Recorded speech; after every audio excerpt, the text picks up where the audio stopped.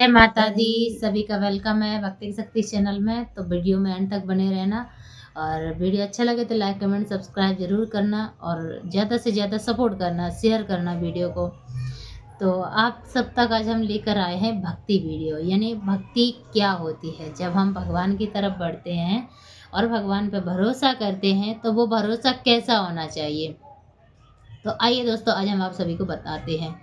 तो दोस्तों, जब हम भगवान की शरण जाते हैं, भगवान से मिल जाते हैं, यानी उनके प्रति हमारा विश्वास और श्रद्धा बढ़ जाती है और फिर हमें कुछ दिन बाद ऐसा लगता है कि इनमें कुछ भी नहीं है, ये सत्य के ही नहीं है। क्योंकि भगवान की हम परीक्षा पल पल पे लेते रहते हैं। हम 11 रुपए की, इसकी 21 रुपए की सिन्नी बोले आते, प्रसाद मतलब बोल के आते हैं कि हमारा ऐसा काम हो जाए। भगवान की ये परीक्षा ही लेना हो गया ना कि हम प्रसाद बोल के उनसे रिश्वत देने लगे भगवान को। हाँ, रिश्वत कलयुग देने के लगे। वक्त है ना, इसके लिए ऐसा होता है।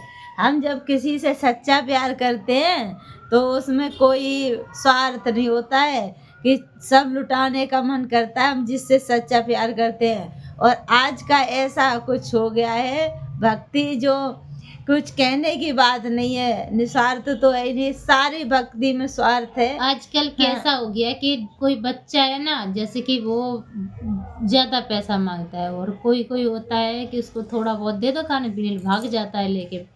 तो इसी तरह आज का व्यक्ति है कि कोई कोई तो है ना भगवान को ही मांगता है और कोई कोई भगवान से दौलत मांगता है। तो भाई, दौलत नहीं, दौलत वाला सच्चा भक्त नहीं होता है। क्योंकि दौलत तो तुच्छ सी चीज है और ये हमें भगवान से दूर करती है, ये बहकाती है। और सच्चा भक्त तो वो होता है जो भगवान को मांगे। भगवान कितनी भी सजाएं दें, अगर आप भक्ति मार्ग में हो तो अगर आपको कष्ट मिल रहा है तो ये ना समझना कि हम भगवान की पूजा करते इसलिए कष्ट मिल रहा है। ये कष्ट इसलिए भी मिल रहा होगा क्योंकि हमारे जो पिछले जन्म के पाप होते हैं ना, वो भक्ति के मार्ग से धीरे धीरे कट जाते हैं। हमें भगवान एक अच्छा स्वच्छ चमकदार व्यक्ति बना देते हैं कि जो अपने कर्मों से चमकने लगता है। अगर हम भगवान से प्यार करते हैं तो क्या हमें भगवान दुश्मन ही समझते हैं? वो भी प्यार करते हैं। अपने प्यार करने वालों को भगवान कभी तकलीफ में नहीं देख सकते। वो भी चाहते हैं, पर वो इंतजार करते हैं वक्त का। क्यों? कर्म का हिसाब होता है। हाँ। क्या नरसिंह भगत उनके प्यारे नहीं थे? क्या उनके सुदामा प्यारे नहीं जिसके थे? पास जितनी गरीबी होती है उतने ही उसके भगवान करीब होते हैं। ये बात सत्य है कि पैसा हो ना हो, अगर भक्ति आप कर रहे हो तो ये समझ लेना कि दौलत दूर कर देंगे और अपने आप को पास कर लेंगे भगवान। तो भगवान के करीब रहता है वो व्यक्ति। भगवान की भक्ति में कोई स्वार्थ नहीं होना चाहिए। इसी में तो भक्ति है, इसी यही सच्ची भक्ति है। हाँ। और प्यार करते रहना। सुदामा को दौलत नहीं चाहिए थी, लेकिन उनकी पत्नी को दौलत चाहिए। क्यों चाहिए थी? कि उन्हें उनके ऊपर बच्चों का बोझ था।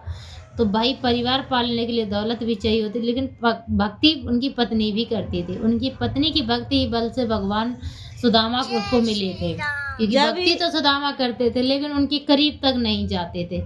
तो जब उन्होंने, नाम था सुशीला। हाँ, जैसा नाम तैसे गुण। हाँ, हाँ। तो उन्होंने ज्यादा जब प्रेशर दिया तब सुदामा जी उनके पास गए।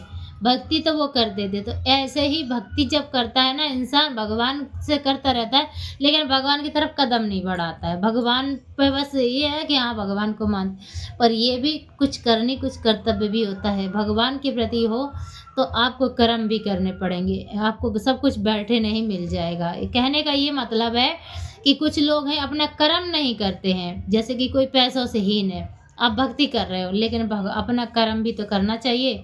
2 रुपए कमाओगे नहीं तो पैसा भगवान आपको मूर्ति में से निकल के नहीं देंगे। भाई, कर्म तो करना पड़ेगा। भगवान श्री राम ने इस धरती पे आकर पूरा कर्म किया है जो इंसान होके करता है। तो भाई, हम इंसानों को क्यों नहीं कर्म करना पड़ेगा? तो भगवान पे सवाल उठाने से पहले 100 बार सोचना चाहिए कि अगर हम आज ये बात बोल रहे हैं ये सही है या नहीं है। क्योंकि जब गलत ताने हमसे सहन नहीं होते तो भगवान से कहाँ से सहन हो जाएंगे? उनके भी तो चुभते होंगे। हमें कोई बुरा बोलता है तो बुरा ही लगता है ना, अच्छा थोड़ी लगेगा।